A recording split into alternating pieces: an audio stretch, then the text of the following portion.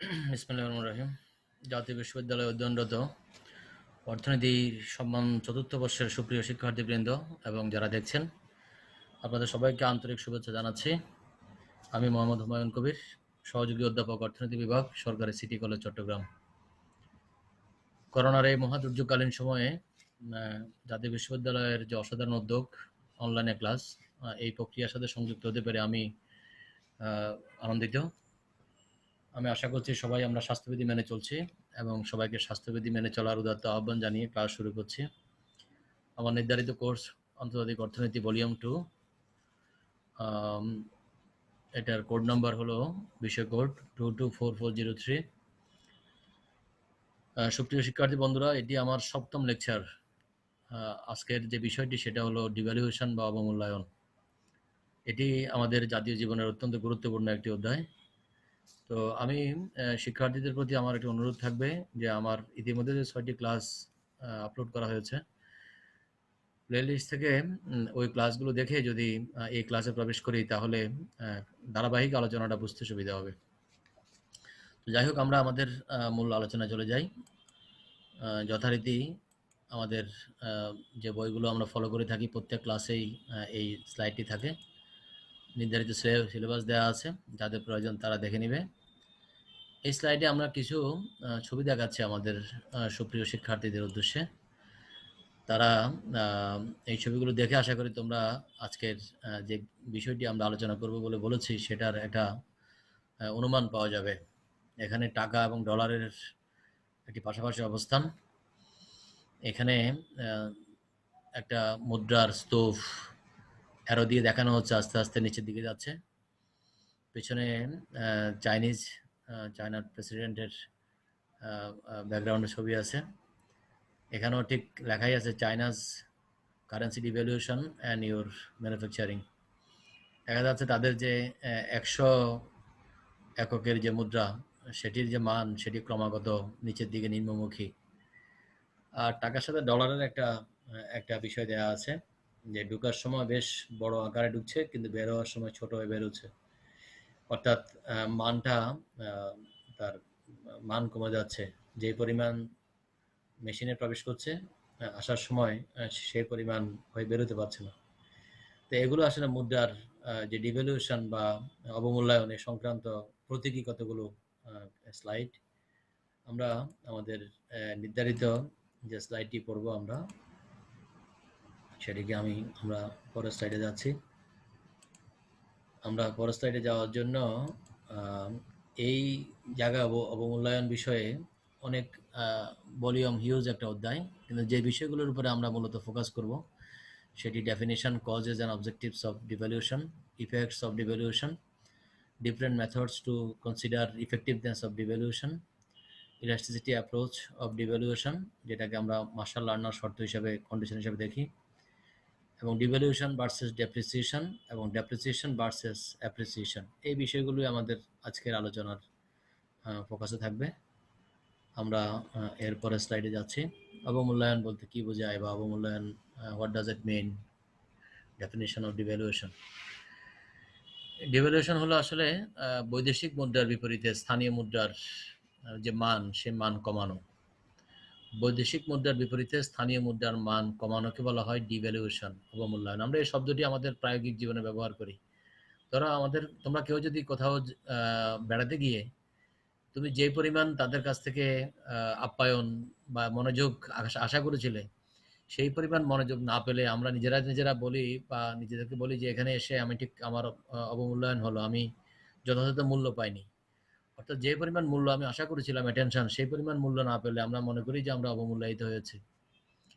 তো টাকার ক্ষেত্রে এরকম বৈদেশিক মুদ্রা এবং দেশীয় মুদ্রার বিনিময়ের মধ্য দিয়ে আমরা আন্তর্জাতিক যে বাণিজ্য সেটি সম্পাদিত হয়, আমাদের আমদানি রপ্তানি সম্পাদিত হয়, নানা রকমের লেনদেন সম্পাদিত হয়। এখন বৈদেশিক মুদ্রার বিপরীতে স্থানীয় মুদ্রার মান যদি কমে যায় বা এই মানটাকে আমরা ক্রয় ক্ষমতা দিয়ে মূলত বিচার করি, এটা যদি কমে যায় তাহলে আমরা বলি যে মুদ্রার অবমূল্যায়ন হয়েছে।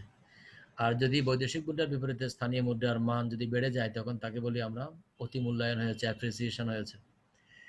এখানে মনে করি আমাদের প্রাথমিক যে বিনিময় হার মার্কিন ডলারের সাথে বাংলাদেশি বিনিময় হার হলো 1 মার্কিন ডলার ইকুয়াল টু 80 টাকা।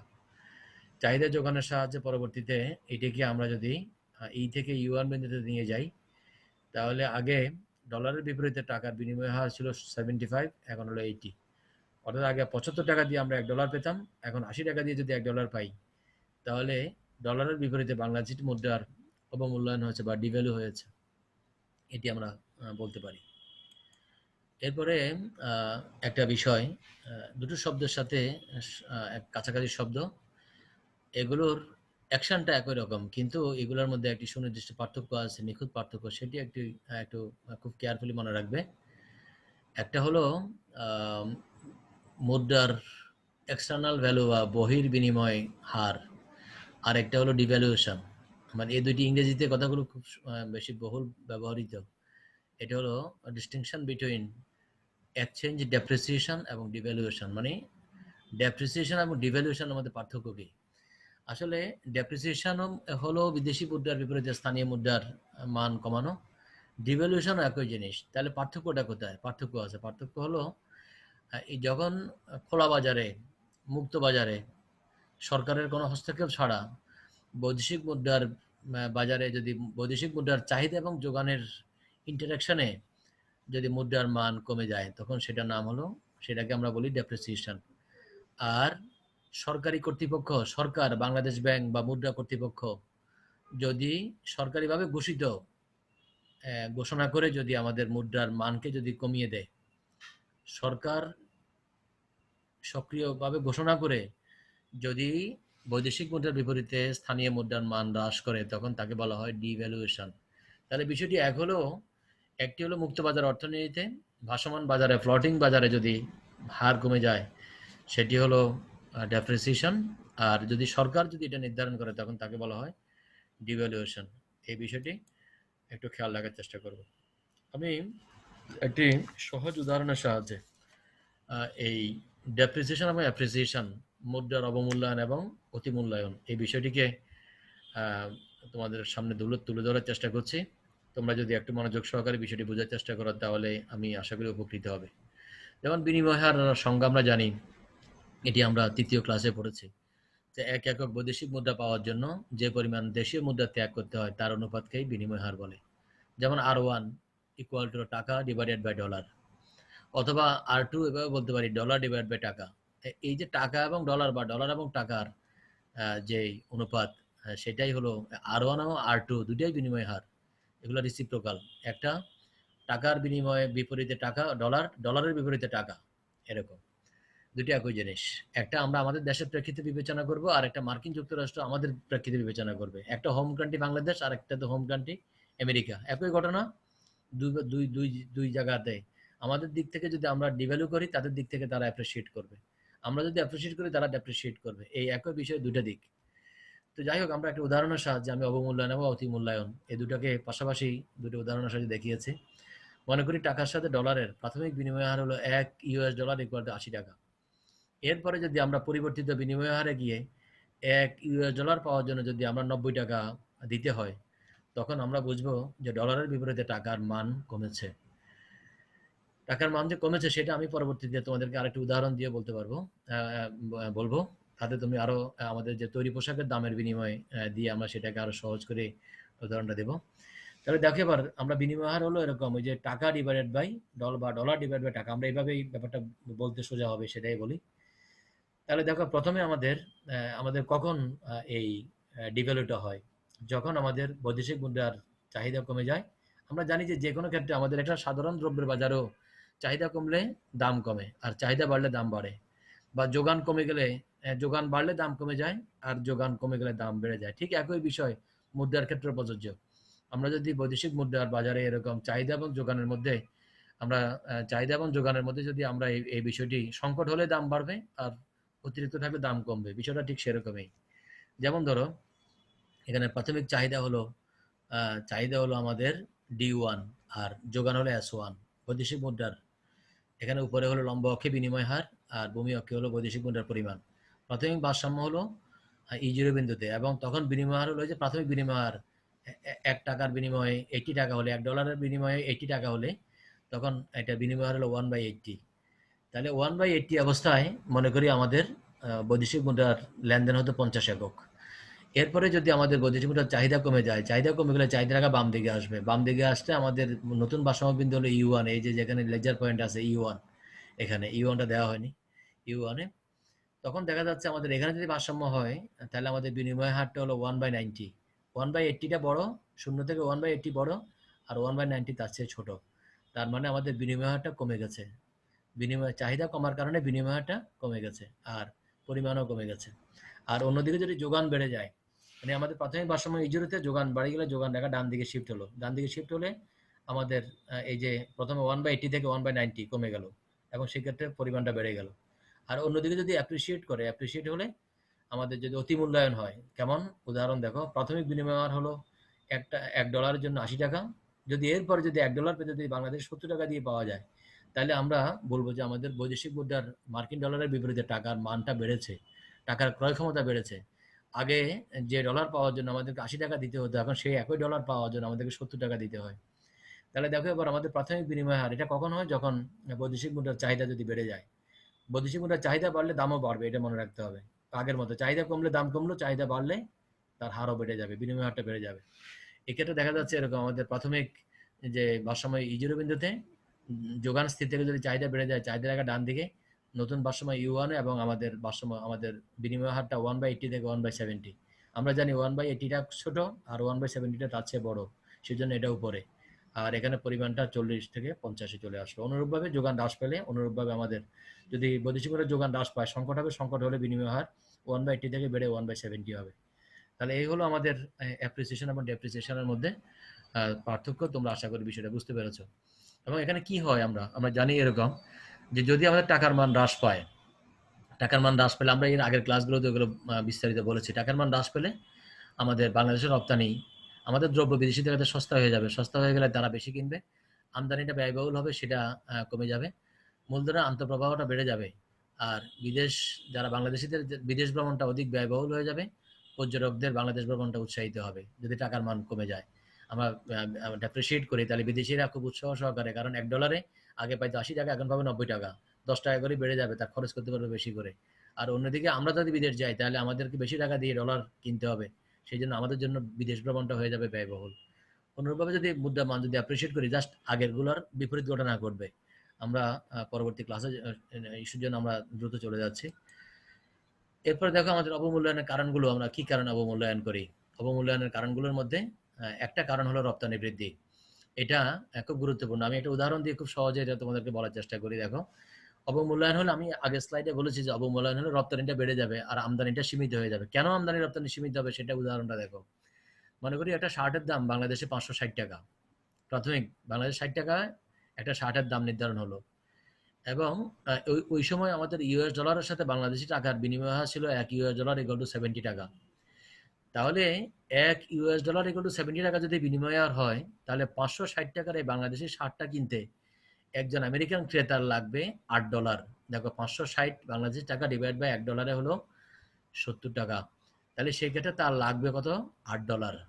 এখন যদি বাংলাদেশে মুদ্রার মান অবমূল্যায়ন করে যদি আমাদের 80 টাকায় করে ফেলি আমরা, 70 টাকা থেকে মুদ্রা যদি এখন ডলার বিপরীতে 80 টাকা হয়ে যায়, তাহলে দেখো 560 টাকা শার্টটা এখন 80 টাকা করে সে পাওয়ার জন্য মার্কিন সেই ক্রেতার কাছে এখন এটার দাম পড়বে $60।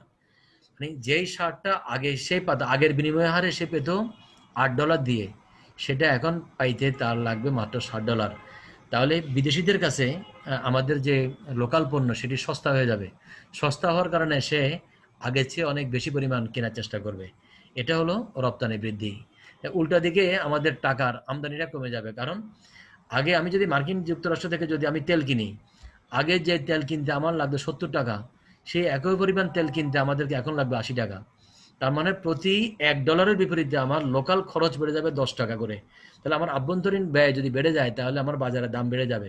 বাজারে দাম বেড়ে গেলে আমার জন্য আমদানি করে সুবিধা হবে না, সেই জন্য আমদানিটা কমে যাবে আর রপ্তানিটা বেড়ে যাবে। এই কারণে আমাদের লেনদেন ভারসাম্যের মধ্যে ভারসাম্যহীনতা তৈরি হবে। আর এই ভারসাম্যহীনতা দূর করার জন্য আমাদেরকে যেটা করতে হয়, ভারসাম্যহীনতা দূর করার জন্য আমরা জানি, আমাদের সেই দ্বিতীয় ক্লাস থেকে আমরা ভারসাম্যহীনতার বিষয়টা পড়েছি, যে আমাদের ব্যালেন্স অফ পেমেন্টের মধ্যে আমাদের ট্রেড ব্যালেন্সে আমাদের রপ্তানি অনেক কম আর আমদানির পরিমাণ অনেক বেশি। এই যে বিপুল যে ভারসাম্যহীনতা, সেই ভারসাম্যহীনতাকে দূর করার জন্য আমাদেরকে ডিভ্যালুয়েশন করলে আমাদের রপ্তানিটা বাড়িয়ে রপ্তানি আয়টা বাড়বে, আর অন্যদিকে আমদানিটা নিরুৎসাহিত হয়ে আমদানি ব্যয় কমবে, ফলে আমদানি রপ্তানির মধ্যে যে বড় গ্যাপটা, সেই গ্যাপটা কমে আসবে। এরপরে আন্তর্জাতিক এবং আভ্যন্তরীণ দ্রব্যমূল্য সামঞ্জস্য বিধান, এই এর মধ্য দিয়ে আমাদের আভ্যন্তরীণ এবং আন্তর্জাতিক বাজারের মধ্যে যে দামের পার্থক্য, সেটা মধ্যে কমে আসবে। দেশে কর্মহীনতা যদি আমাদের এক্সপোর্ট বাড়ে, এবং আমদানি দ্রব্য যদি বিদেশে যদি সস্তা বা দামি হওয়ার কারণে আমরা যদি আমদানি না করে আমদানি বিকল্প দ্রব্য উৎপাদনের চেষ্টা করি, তাহলে একদিকে আমাদের রপ্তানি পণ্য বেশি বেশি করে উৎপাদন হবে, আরেকদিকে আমদানি বিকল্প পণ্য উৎপাদনের চেষ্টা করব। তাতে দুই দিক থেকেই আমাদের দেশে কর্মহীনতা দূর হবে, কর্মচাঞ্চল্য তৈরি হবে। এরপর আমদানি রপ্তানির উপর নিয়ন্ত্রণ প্রত্যাহার হবে, অর্থাৎ সরকার যে আগে আমদানিকে ঠেকানোর চেষ্টা করতো, এখন ডিভ্যালুয়েশন করার ফলে আমদানিকারকরা এমনিতেই নিরুৎসাহিত হবে, সেখানে আর বেশি পাহারা দেওয়া দরকার হবে না। যাই হোক, আমরা এরপরে আসা অবমূল্যায়ন করলে কি কি ক্ষতি হতে পারে। এই ক্ষতিগুলোর মধ্যে একটা হলো আমদানি, আমরা একটু আগে বলেছি যে ক্ষতিগুলো হলো যে আমাদের আমদানির যে আইটেমগুলো, সেগুলোর দাম বেড়ে যাবে। এখন আমদানি আইটেমগুলোর মধ্যে আমরা যে সবসময় যে অপ্রয়োজনীয় বা ক্ষতিকারক দ্রব্য বা বিলাস দ্রব্য আমদানি করি তা নয়। এক্ষেত্রে আমাদেরকে মূলধনী দ্রব্য আছে এবং কাঁচামাল আছে, যেগুলো আমাদের যে এমন দেশগুলো অপেক্ষাকৃত যে দুর্বল, যে অন্য উন্নয়নশীল দেশ, যাদের শিল্প বিকাশের পর্যায়ে আছে, তাদের যে শিল্পের যে কাঁচামাল এবং মূলধনী দ্রব্য, যন্ত্রপাতি, কলকবজা, এগুলো দাম বেড়ে যাবে, ক্ষতি হবে।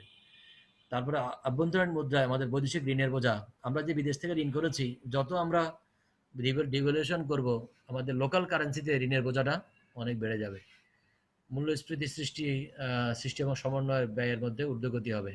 আমরা এই মূল্যস্ফীতির কারণে সমন্বয় করা যাবে না। এই যে আমাদের যে বড় বড় উন্নয়ন প্রকল্পগুলো, সেখানে প্রতি বছরেই আমাদেরকে এই মূল্যস্ফীতির কারণে আমাদেরকে যে বাজেটটা, সেই বাজেটটাকে প্রতি বছরে সমন্বয় করতে হচ্ছে আমাদের। এটি বারবার ডিভ্যালুয়েশন করা, এটা একটা দুর্বল অর্থনীতির প্রতীক, এটি কোনো শক্তির প্রতীক না। মানে যে দেশের মুদ্রা বারবার ডিভ্যালু করতে হয়, সেটা আমাদের জন্য অনেকটা অর্থনীতির একটা দুর্বলতা। এটি আন্তর্জাতিক বাজার ক্রমান্বয়ে সংকুচিত হয়ে পড়ে, আর মজুরি বৃদ্ধি পায়, কারণ দেশের যখন মূল্য বৃদ্ধি পাবে, তখন আমাদের শ্রমিকদের বেতন বাড়াই দিতে হবে, এটা আমাদের জন্য ক্ষতিকর দিক। মুদ্রার গ্রহণযোগ্যতা, যে মুদ্রা ঘন ঘন তার মূল্য হ্রাস করে, সেই মুদ্রার গ্রহণযোগ্যতা বিশ্ববাজারে কমে যায়, এবং তাতে ভোক্তাদের নিট যে ওয়েলফেয়ার, কল্যাণ, সেটি কমে যায়। তাহলে কিছু ক্ষতিকর দিক আছে আমরা জানলাম।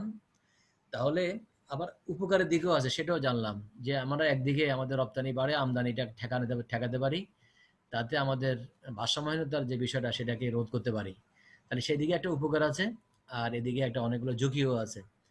তাহলে ঠিক কোন পরিস্থিতিতে আমরা অবমূল্যায়নের যে সিদ্ধান্ত, সেটা বিবেচনা করতে পারি, মানে কি কি থাকলে আমরা অবমূল্যায়নের সিদ্ধান্তে পৌঁছার আগে আমাদেরকে বিকল্প কি বিবেচনাগুলো করা যায়, যে এটা না করে আর বিকল্প কি হতে পারে। ওই সুফলটা পাওয়ার জন্য বিকল্প হতে পারে এরকম, আমরা আমদানি শুল্ক আরোপ করতে পারি, আমদানি কোটা নির্ধারণ বা বিনিময় নিয়ন্ত্রণ করতে পারি। যদিও এটি একটা রিস্কি, কারণ আমরা যে সকল দেশের বিপরীতে শুল্ক আরোপ করব বা কোটা নির্ধারণ করে দেব বা বিনিময় নিয়ন্ত্রণ করব, সেই সকল দেশগুলো যদি পাল্টা ব্যবস্থা গ্রহণ করে, তাহলে আমাদের জন্য আবার একটা ঝুঁকির ব্যাপার আছে। সেই জন্য এটা গুরুত্বপূর্ণ বিষয়। তবুও এটা একটা মাধ্যম আর কি, আমরা চেষ্টা করলে এটা দেখতে পারি। রপ্তানি বৃদ্ধির সুনির্দিষ্ট পদক্ষেপ, মানে ঠিক ডিভ্যালুয়েশন করেই যে রপ্তানিকারকদেরকে উৎসাহ দিতে হবে, এটা ছাড়াও আমরা আর কি কিভাবে রপ্তানি বাড়ানো যায়, রপ্তানি পণ্য বিদেশিদের কাছে জনপ্রিয় করা যায়, এইটা আকর্ষণের কেন্দ্রবিন্দুতে নেওয়া যায়, সেটি চিন্তা করা যেতে পারে। অভ্যন্তরীণ উৎপাদন ব্যয় হ্রাস করে যদি আমরা মূল্য স্তরকে, কম্পিটিটিভ যে দেশগুলো আছে, যেমন আমরা যে তৈরি পোশাক রপ্তানি করি, আমাদের যে প্রতিযোগী রাষ্ট্রগুলো আছে, আমাদের পাকিস্তান, শ্রীলঙ্কা এবং ইন্ডিয়া, সেই সকল দেশের সাথে যদি আমরা, যারা আমাদের বায়ারদের কাছে অন্যরাও বিবেচনার বিষয়, আমরা যদি কম উৎপাদন ব্যয় করে যদি তাদের কাছে, বায়ারদের কাছে শো করতে পারি, তাহলেও আমাদের রপ্তানিটা ডিভ্যালু না করেও করতে পারবো। তো সেই দিকে একটা মনোযোগ দেওয়া যেতে পারে, যে সেটা করা যায় কিনা। তারপর আমরা আন্তর্জাতিক রিজার্ভের যে ব্যবহার, আমাদের প্রচুর পরিমাণ রিজার্ভ আছে, প্রত্যেক দেশেরই থাকে। আমাদের এই মুহূর্তে আমাদের ঈশ্বরীয় একটা রিজার্ভ আছে। তো সেটা ব্যবহার করেও আমরা অনেক সময় আমাদের সংকট মেটাতে পারি, ডিভ্যালুয়েশন না করে। বিদেশি সরকার এবং আন্তর্জাতিক আর্থিক প্রতিষ্ঠান থেকে ঋণ গ্রহণ করেও আমরা সংকট মোকাবেলা করতে পারি। এগুলো আমরা ডিভ্যালুয়েশন না করে, এই পদ্ধতিগুলো অনুসরণ করে আমাদের যে সংকট মোকাবেলা করা যায় কিনা, সেটা আমরা ডিভ্যালুয়েশন করার আগে আমরা এগুলো একটু বিবেচনা করে দেখতে পারি। যদি এগুলোতে কোনো কাজ না হয়, তাহলে সেক্ষেত্রে আমরা ডিভলিউশনের মতো একটি একটি অপেক্ষাকৃত ঝুঁকিপূর্ণ রাস্তায়, কারণ তার দুই দিকে ধারা আছে। বেশি নড়াচড়া করলে যে কোনো দুই দিকেই রক্তাক্ত হওয়ার সম্ভাবনা আছে। তো সেটি ঝুঁকিপূর্ণ। এরপরে আমরা কোন অবস্থাতে অবমূল্যায়নটাকে আমরা গ্রহণ করতে পারি যে গ্রহণযোগ্য হতে পারে? গ্রহণযোগ্য হতে পারে যদি আমাদের দেশে লেনদেন ভারসাম্যহীনতা যদি মৌলিক হয়, কাঠামোগত ভারসাম্যহীন হয়, তাহলে আমরা এই রিস্কটা নিতে পারি। আমাদের বাজার কাঠামো যদি অপূর্ণ নিয়োগ অবস্থায় থাকে, মানে পূর্ণ নিয়োগ অবস্থায় যদি আমরা না থেকে অপূর্ণ নিয়োগ অবস্থাতে যদি থাকি, তাহলে সেক্ষেত্রে আমরা এই ঝুঁকিটা নিতে পারি। রপ্তানি শিল্পের প্রতিযোগিতার ক্ষমতা যদি যদি বৃদ্ধি পায়, আমরা যদি ডেভেলপ করে রপ্তানির যে সুযোগটা গ্রহণ করতে পারি, তাহলে এটি আমরা রিস্কটা নিতে পারি। আমদানি বিকল্প শিল্পের যদি প্রসার ঘটে, তাহলে আমরা ডেভেলপ করতে পারি, কারণ সেই ক্ষেত্রে আমদানির রিস্কটা কমবে। আমরা এই স্বল্প শিল্পে যদি প্রসার ঘটে, বিদেশি বিনিয়োগ আকর্ষণের উদ্দেশ্যে যদি আমরা বিদেশি বিনিয়োগ আকর্ষণ করতে পারি ডেভেলপ করে, তাদের কাছে যদি আমাদের দেশে আকর্ষণীয় করতে পারি বিনিয়োগের জন্য, তাহলে আমরা এই রিস্কটা নিতে পারি। এবং মুদ্রামানের সামঞ্জস্য বিধানের জন্য যদি আমরা এই কাজটা করি, তাহলে সেটাও মোটামুটি গ্রহণযোগ্য একটা একটা ক্ষেত্র। এরপরে আমরা অবমূল্যায়ন যদি করতে হয়, তার সাফল্যের কিছু শর্ত আছে। এই শর্তগুলো আমরা একটু দেখি। একটা হলো, যদি আমি যে দেশের বা যে মুদ্রার বিরুদ্ধে অবমূল্যায়ন করলাম, সেই দেশ যদি অবমূল্যায়ন থেকে বিরত থাকে, সে যদি পাল্টা ব্যবস্থা হিসেবে সেও অবমূল্যায়ন করে, তাহলে আমরা অবমূল্যায়ন করে কোনো সুফল পাবো না। আমাদের আমদানি চাহিদা যদি অধিক স্থিতিস্থাপক হয়, আর আমদানির উপর যদি আমাদের নির্ভরশীলতা কম হয়, তাহলে লাভ হবে। রপ্তানি পণ্যের চাহিদা অধিক যদি স্থিতিস্থাপক হয়, অর্থাৎ আমাদের রপ্তানি পণ্যের যাদের কাছে, বিদেশিদের কাছে যে আমাদের রপ্তানি পণ্যের চাহিদা যদি অধিক স্থিতিস্থাপক হয়, মানে আমরা একটু দাম কমালে যদি তারা বেশি পরিমাণ, আমাদের দামের পরিবর্তনের তুলনায় যদি তাদের চাহিদার পরিবর্তন বেড়ে যায়, মানে ইলাস্টিসিটি যদি একের চেয়ে বেশি হয়, তাহলে সেই ক্ষেত্রে আমরা এই অবমূল্যায়ন করে সাফল্য পাবো। আমরা অবমূল্যায়ন করলাম, কিন্তু তাদের কাছে চাহিদাটা খুব বেশি সাড়া দিল না, ইলেকট্রিসিটি লেস দ্যান ওয়ান, তখন সেই ক্ষেত্রে আমাদের অবমূল্যায়ন করে খুব বেশি ইফেক্টিভ হবে না। এরপর হলো রপ্তানি পণ্যের উৎপাদন ব্যয় এবং দামের উপর যদি বিরূপ প্রতিক্রিয়ার অনুপস্থিত থাকে, তাহলে সেক্ষেত্রে লাভ হতে পারে। নিয়োগ বৃদ্ধির সুযোগ থাকতে হবে। যদি আমরা এটা করে যদি আমাদের বিনিয়োগ বাড়াতে পারি, নিয়োগ বাড়াতে পারি, তাহলে আমাদের অবমূল্যায়নটা সফল হবে। অবমূল্যায়নের উপযুক্ত হার, আমি ঠিক কোন হারে অবমূল্যায়ন করছি, হিসাব নিকাশ করে নিখুঁতভাবে অবমূল্যায়ন করতে হবে। আমি অবমূল্যায়ন করলাম অনেক বেশি, কিন্তু সেই পরিমাণ লাভ পেলাম না, তাহলে সে অবমূল্যায়ন করাটা আমার জন্য ঝুঁকিপূর্ণ হবে। এবং পুনঃ অবমূল্যায়ন থেকে বিরত থাকতে হবে। অর্থাৎ আমরা আগেই বলেছি যে অবমূল্যায়ন বারবার যদি করি, তাহলে আমাদের যে মুদ্রা, সেটা বিদেশিদের কাছে ঠুনকো হয়ে যাবে, সেটি মূল্যহীন হয়ে যাবে, সেটি প্রেস্টিজিয়াস মূল্য হিসাবে, মানে কারেন্সি হিসাবে গ্রহণযোগ্য হবে না। সুতরাং আমাদেরকে বারবার অবমূল্যায়ন থেকে বিরত থাকতে হবে। কারণ ওই যে আমরা অবমূল্যায়নের যে ছাড়া অন্য যে সকল বিকল্পগুলোর কথা আমরা একটু আগে বলেছি, সেই সকল বিকল্পগুলোর প্রতি আমাদেরকে মনোযোগী হতে হবে। এরপরে আমরা একটা অবমূল্যায়নের কার্যকারিতা পরীক্ষার কতগুলো পদ্ধতি। কার্যকারিতা পরীক্ষা মানে আমি যে অবমূল্যায়ন করলাম, সেটি কার্যকরী কিনা সেটি পরীক্ষার জন্য ৩টি পদ্ধতি আছে। এর মধ্যে গুরুত্বপূর্ণ ২টি পদ্ধতি তোমাদের সাথে শেয়ার করব। একটা হলো পরিশোধন বা আত্মীকৃত তত্ত্ব। এটাকে বলা হয় অ্যাবজর্পশন অ্যাপ্রোচ। অ্যাবজর্পশন অ্যাপ্রোচ এটি কি সেটা এটা অধ্যাপক মিড বহুল পরিচিত, তিনি এটা ধারণা প্রদান করেন, এবং পরবর্তীতে এস এম আলেকজান্ডার তিনি এই তত্ত্বের আরেকটু পরিশীলিত রূপ দেন তিনি। এটাকে খুব সহজে আমি এটা বড় করে, এটা স্ক্রিনে আছে, তোমরা বই থেকে পাবে। আমি মূল জিনিসটা তোমাদেরকে বলে দেওয়ার চেষ্টা করি যে এটার আসলে বিষয়টা কি। আমরা জানি যে মুক্তবাজার অর্থনীতিতে আমাদের জাতীয় যে সূত্র, সেটা হলো ওয়াই ইকুয়াল টু হলো C plus I plus G plus X minus M. এখানে আমরা জানি সবাই যে ওয়াই ইকুয়াল টু জাতীয় আয়, সি হলো বেসরকারি ভোগ ব্যয়, আই হলো বেসরকারি বিনিয়োগ ব্যয়, জি হলো বেসরকারি সরকারি ব্যয় বা সরকারি ব্যয় সরি, আর এক্স হলো এক্সপোর্টের পরিমাণ, আর এম হলো ইম্পোর্টের পরিমাণ। দ্রব্য এবং সেবার এক্সপোর্ট হলো এক্স এবং ইম্পোর্ট হলো এম। তাহলে এক্স থেকে এম যদি বাদ দিই, তাহলে এটাকে বলা হয় নিট এক্সপোর্ট, কারণ এক্সপোর্টের মাধ্যমে টাকা আসে আর ইম্পোর্টের মধ্য দিয়ে টাকা যায়। তাহলে আসা থেকে যাওয়া বাদ দিলে যদি কিছু থাকে, তাহলে সেটাকে বলা হয় নিট এক্সপোর্ট। তাহলে X minus M equal to, এটাকে আমরা একসাথে বলি নিট এক্সপোর্ট। এখন আসো আমরা এই অ্যাবজর্পশন মডেলে বা আত্মিকৃত বা পরিশোষণ মানে যেটি আমরা ভোগ করে ফেলি, খেয়ে ফেলি, সেটাই হলো পরিশোষণ করা বা আত্মিকৃত করা, অ্যাবজর্ব করা। তো সেটি বিষয়টা কি সেটা দেখো একটু। আমরা এখানে সূত্র লিখলাম যে ওয়াই ইকুয়াল টু হলো C plus I plus G plus X minus M. এটাকে আমরা একটা কাজ করি, পক্ষান্তর করে ফেলি। আমি এখানে বোর্ড ব্যবহার করে তোমাদেরকে দেখাতে পাচ্ছি না, এটা আমার লেজারের পয়েন্টটা তোমরা একটু খেয়াল করবে। এক্স মাইনাস এম কে বাম দিকে এনে এটাকে ডান দিকে নিয়ে গেলাম। তাহলে প্রথমে পুরো সমীকরণটা নিয়ে আসলাম বামে, ওয়াইটাকে ডান দিকে নিয়ে গেলাম। তাহলে X minus M equal to হলো, এই যে লেজারের আগে মাথায় খেয়াল করো, X minus M equal to হলো Y minus C plus I plus G. তাহলে এটাকে বাম দিকে নিয়ে গিয়ে এটা ওয়াই ডান দিকে আসলে তাহলে Y minus C plus I plus G, এটা পক্ষান্তর করলে এমন হবে। এখানে খেয়াল করে দেখো, এই যে মনে করি আমরা C plus I plus G equal to এ, আমরা এই তিনটা আইটেমকে ব্র্যাকেট দিয়ে একসাথে মনে করি এ। কারণটা কি? কারণ এটা আমরা ভোগ করে ফেলছি। দেখো, সি হলো ভোগ, বেসরকারি ভোগ, আই হলো বিনিয়োগ, আর জি হলো সরকারি ব্যয়। তো সরকার তো আমাদের জন্য ব্যয় করে। সুতরাং সি প্লাস আই প্লাস জি তিনটাকে আমরা একসাথে বললাম এ, যেটা আত্মিকৃত হলো বা অ্যাবজর্ব হয়ে গেল। তাহলে এটাকে যদি এ ধরি, তাহলে দেখো আমাদের আগের যে সমীকরণটা, এটাকে ছোট করে লিখতে পারি আমরা এরকম।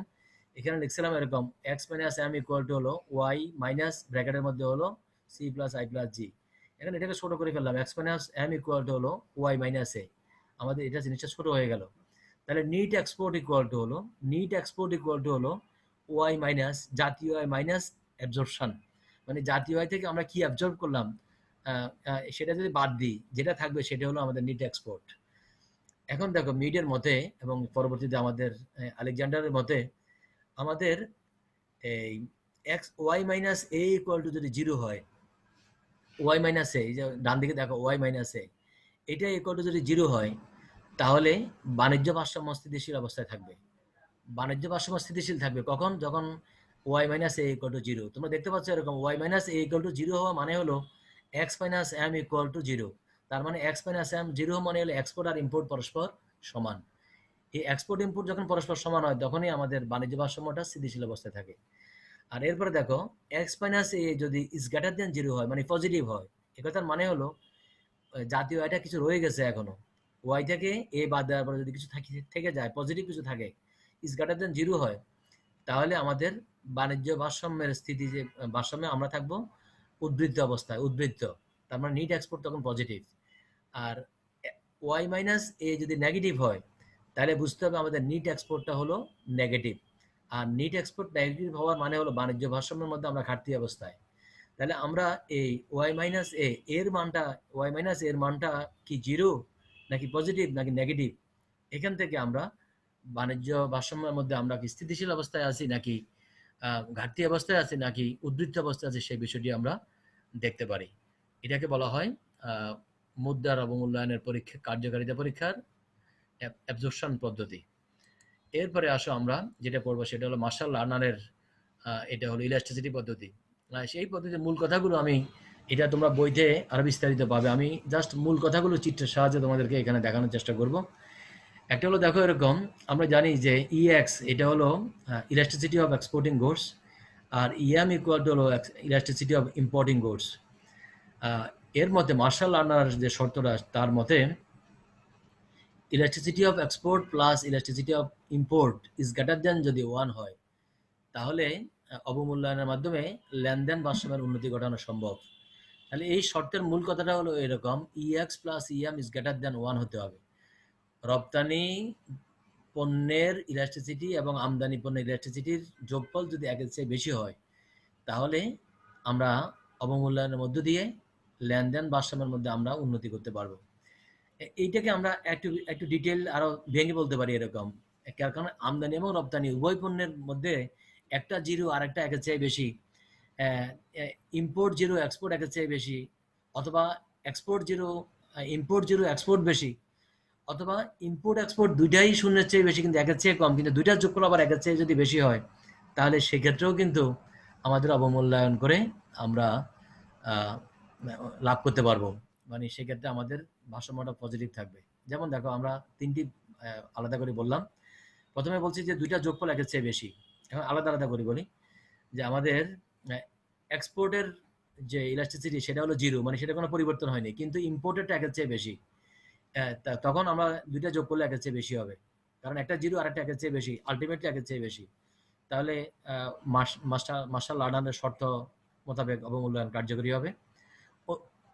বিপরীত দিকে যদি ইম্পোর্টটা জিরো, ইম্পোর্টের ইলেকট্রিসিটি জিরো কিন্তু এক্সপোর্টের ইলেকট্রিসিটি একের চেয়ে বেশি, তাহলে আলটিমেটলি দুইটার যোগফল একের চেয়ে বেশি, তাও কার্যকরী হবে। আবার দুইটাই পজিটিভ, অর্থাৎ এক্সপোর্টেরটা is greater than zero less than one, ইম্পোর্টেরটাও এরকম লেস দেন ওয়ান কিন্তু গ্রেটার দেন জিরো, তাহলে দুইটা মিলে একের চেয়ে বেশি। যেমন ধরো এক্সপোর্টেরটা হলো 0.6 আর ইম্পোর্টেরটা হলো 0.7, তাহলে দুইটা মিলে আলটিমেটলি 1.3 মানে একের চেয়ে বেশি। তাহলে এই তিনটির যেটিই হোক না কেন, তিনটির যেটিই হোক না কেন, সেই ক্ষেত্রে আমাদের মার্শাল লার্নার কন্ডিশন অনুযায়ী অবমূল্যায়নটা সফল হবে। আমরা এরপরে একই বক্তব্যটা এখানে জাস্ট আমরা আলাদা করেও বলেছি, দুইটা মিলে একই কথা, আমরা এটা বিস্তারিত বলছি না। তোমাদেরকে চিত্রের সাহায্যে এই বিষয়টা বলার চেষ্টা করি। একটা হলো আমাদের ধরো এটা 1 নাম্বার চিত্র, আর ডানারটা হলো 2 নাম্বার চিত্র। এখানে আমাদের উপরের একটি সামান্য বর্ণনা দেওয়া আছে, দেখো এরকম। আমাদের এই যে 1 নাম্বার যে চিত্রটা, 1 নম্বর চিত্রের চাহিদা রেখা স্থানান্তরিত হয়, অর্থাৎ এটা হলো আমাদের যোগান রেখা, আর একটা হলো আমাদের বৈদেশিক পণ্যের চাহিদা রেখা, যেটা আমরা বিদেশ থেকে কিনি, আর এটা বিদেশিদের যোগান রেখা। যোগান রেখা ভূমি অক্ষের সমান্তরাল, আর প্রাথমিক চাহিদা রেখা হলো D0 এবং প্রাথমিক ভারসাম্য বিন্দু হলো ইতে সরি। এই ক্ষেত্রে দেখা যাচ্ছে আমাদের আমদানি বাবদে টোটাল ব্যয় হলো OX, এটা হলো পাউন্ড স্টার্লিং এর চিহ্ন, আর এটা আর এটা হলো X0 পরিমাণ, মানে আমরা এই পরিমাণ ইম্পোর্ট করি। ডিভ্যালুয়েশনের কারণে যদি ইম্পোর্ট কমে যায়, ইম্পোর্টের চাহিদা কমে যায়, তাহলে চাহিদা রেখাটা বাম দিকে শিফট করলে আমাদের পরবর্তী ভারসাম্য হলো U1 বিন্দুতে। U1 বিন্দুতে হলো আমাদের এখন খরচ হলো O বা 0X, তারপরে U1 এবং X1। তাতে দেখা যাচ্ছে আমাদের আমদানি ব্যয়টা আগের তুলনায় কমেছে। কতটুকু কমেছে? X1, U1, E এবং E0, এই যেটাকে শেড করে দেওয়া আছে, এই আমাদের পরিমাণটা কমে গেছে, আমদানি ব্যয় কমে গেছে। আমদানি ব্যয় কমে যাওয়া মানে আমরা বাণিজ্য ভারসাম্যের মধ্যে উন্নত করেছি। আর অন্যদিকে দেখো এরকম, এটা হলো আমাদের বাণিজ্য ভারসাম্যের অবনতিও হতে পারে যদি ইলেকট্রিসিটিটা একের চেয়ে বেশি না হয়। সেটা কেমন দেখো, আমরা মনে করি আমাদের যোগান রেখা, আমাদের যে পণ্যটা আমরা বিদেশের কাছে আমরা রপ্তানি করব, এটা হলো বিদেশিদের চাহিদা রেখা, আমাদের রপ্তানি পণ্যের বিদেশের চাহিদা রেখা, আর এটা হলো সেটা যোগান রেখা। প্রাথমিক যোগান রেখা মনে করি আমাদের Y0 S0 ভূমির সমান্তরাল, মানে আমরা এই মূল্যে বিদেশকে যে কোনো পরিমাণ আমদানি দ্রব্য, মানে তারা যেটা কিনতে চায় আমাদের কাছ থেকে, আমাদের এক্সপোর্টিং গুডস, সেটা দিতে পারি। সেই জন্য এটার যোগান রেখা ভূমির সমান্তরাল। এখন এটা হলো তাদের প্রাথমিক চাহিদা রেখা। প্রাথমিক চাহিদা রেখা এটা হওয়ার কারণে আমাদের প্রাথমিক ভারসাম্য বিন্দু হলো ই বিন্দুতে। প্রাথমিক ভারসাম্য বিন্দু যদি হয়, তাহলে আমাদের রপ্তানি বাবদে আমাদের আয় হলো OY0, E এবং AY0, মানে এই পরিমাণ আমরা তাদের কাছে এক্সপোর্ট করেছি। তাদের চাহিদা রেখা অনুযায়ী আমাদের যোগান রেখা এখানে ছিল, তাতে আমাদের মূল আয় হলো OY0, E এবং Y0। এখন যদি তাদের আমরা ডিভেলপ করলাম, ডিভেলপ করার কারণে তাদের চাহিদা রেখার কোনো পরিবর্তন হলো না, কিন্তু আমাদের যোগান রেখা যেটা এটা S0 থেকে S1 এ চলে আসছে। তাহলে দেখা যাচ্ছে আমাদের এটা করার কারণে আমাদের এখন যে ভারসাম্য বিন্দু হলো আমাদের E1 বিন্দুতে। আগে চাহিদা যোগান E বিন্দুতে, এখন আমাদের যোগান রেখা নিচে চলে আসছে, কিন্তু চাহিদা রেখার কোনো পরিবর্তন হয়নি, ফলে এখন ভারসাম্য হলো U1 বিন্দুতে। এখানে ভারসাম্য হওয়ার কারণে আমাদের এক্সপোর্টিং গুডসটা একটু বেড়েছে। কতটুকু বেড়েছে? আগে O থেকে Y0 পরিমাণ করতাম, এখন Y1 পরিমাণ করি। কিন্তু আমরা এখন দেখো, এই যে চাহিদা রেখার যে শেপটা, যদি এটা একের চেয়ে বেশি স্থিতিস্থাপক হতো, তাহলে এটা শেপটা আরো অনেক বেশি ঢালু, এটা মানে ঢালটা অনেক বেশি কমে যেত। অনেক বেশি কমে যাওয়ার কারণে আমাদের এক্সপোর্টের কারণে আমাদের আয়টা অনেক বাড়তো। কিন্তু এখন দেখা যাচ্ছে আমরা U1 বিন্দুতে ভারসাম্য হওয়ার কারণে আমাদের পূর্বে যে আয়, সে আয় আগের চেয়ে কমে গেছে। কেমন করে দেখো, আগে আয় ছিল OY0, E এবং Y0। এখন দেখো আমাদের এই Y1, Y0, আমার লেজারের মাথাটা খেয়াল করবে, E এবং F, যেটাকে আমরা এরকম দাগ দিয়ে রেখেছি আমরা, এই পুরো জায়গাটা, এই যে চতুর্ভুজটা, এই পুরোটা আমাদের রপ্তানি বাবদ আয় কমে গেছে। অন্যদিকে এদিকে এক্সপোর্ট একটু বাড়ার কারণে Y0 থেকে Y1 এক্সপোর্ট বাড়ার কারণে আমাদের আয়টা বেড়েছে। Y0, F U1 এবং Y1। এটা আমরা সহজে সহজে বুঝবো যে এরকম, এই যে বড় জায়গাটা উপরে বড় যে শেডটা, এই শেডের তুলনায় এই শেডটা অনেক ছোট। তার মানে আমরা এদিকে রপ্তানি আয় বেড়েছে একটু করে, কিন্তু এদিকে ক্ষতি হয়েছে এই পরিমাণ। তাহলে আমরা লাভের তুলনায় ক্ষতিটা অনেক বেশি হয়েছে। কিন্তু আমরা ক্ষতির তুলনায় লাভটা আরো বেশি করতে পারতাম যদি আমাদের দ্রব্যের প্রতি তাদের যে চাহিদা, সেই চাহিদার ইলেকট্রিসিটি যদি একের চেয়ে বেশি হতো। কিন্তু সেটা বেশি না হয়, এটা আগের মতো একই পরিমাণ আছে। শেপটা দেখো, এটা ঢালের কোনো পরিবর্তন হয় নাই। যদি এটা আগের চেয়ে যদি আরো বেশি পরিমাণ ইয়া হতো, মানে ঢাল যদি আরো কমে যেত, বা ইলেকট্রিসিটির মাত্রাটা যদি আগের চেয়ে বেশি হতো, তাহলে আমরা এদিকে একটু হারালেও এদিকে অনেক বেশি আয় করতাম। তাতে আমাদের আয় করার সম্ভাবনা ছিল, এটি আমরা হারালাম। তো যাই হোক, তাহলে এখানে দেখা যাচ্ছে এরকম যে এক্সপোর্টের ইলেকট্রিসিটির পরিমাণ যদি আগের চেয়ে বেশি না হয়, তাহলে আমরা এই ডিভেলপ করে আমাদের যে কাঙ্ক্ষিত সুফল সেটি পাবো না। এরপরে আমরা এটাকে বোঝার জন্য আরেকটা ইফেক্ট আছে, সেটা হলো জে কার্ভ ইফেক্ট। এটিও গুরুত্বপূর্ণ। এটা জে কার্ভ ইফেক্ট কাকে বলে, এটা আমাদের ইয়েতেও আমাদের ছোট প্রশ্ন আকারে আসতে পারে।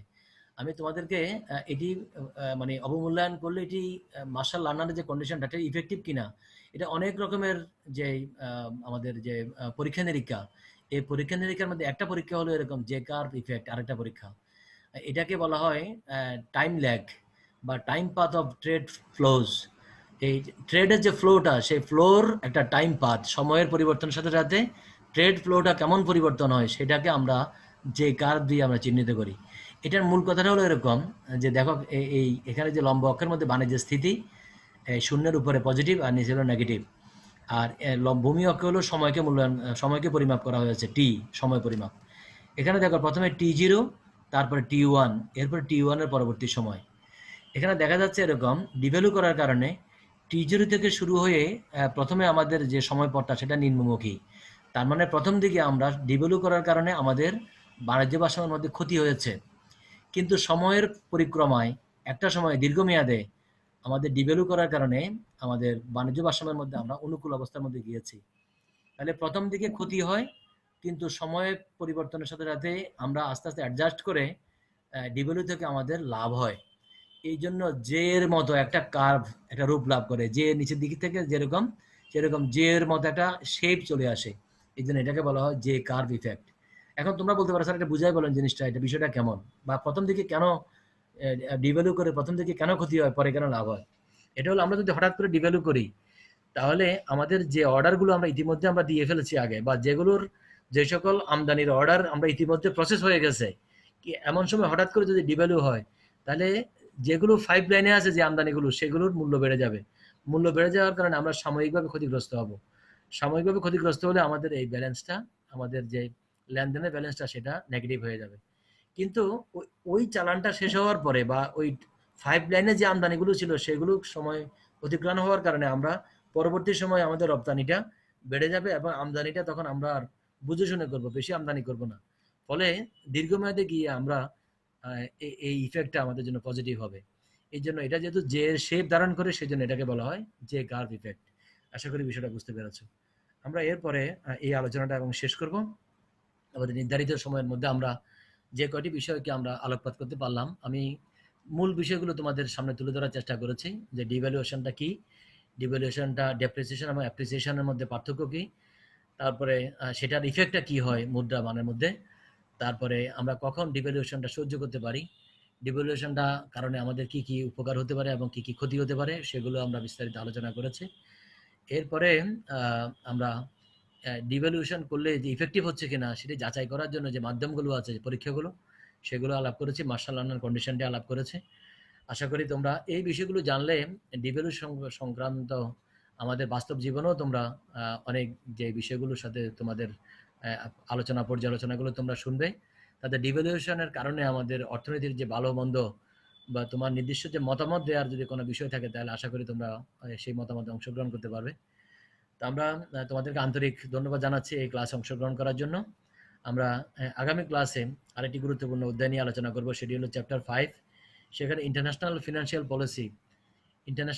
পলিসি নিয়ে আমরা আলাপ করব।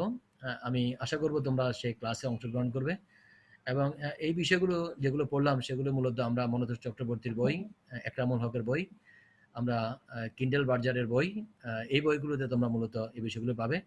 আমি তোমাদেরকে এই অংশগ্রহণের জন্য আবারও ধন্যবাদ জানিয়ে এবং স্বাস্থ্যবিধি মেনে চলার আহ্বান জানিয়ে আজকের এই ক্লাসে শেষ করছি। সবাই ভালো থাকবে। সেই শুভকামনায় আজকে এখানে থাকলো। পরবর্তী ক্লাসে আবার দেখা হবে। সবাইকে ধন্যবাদ।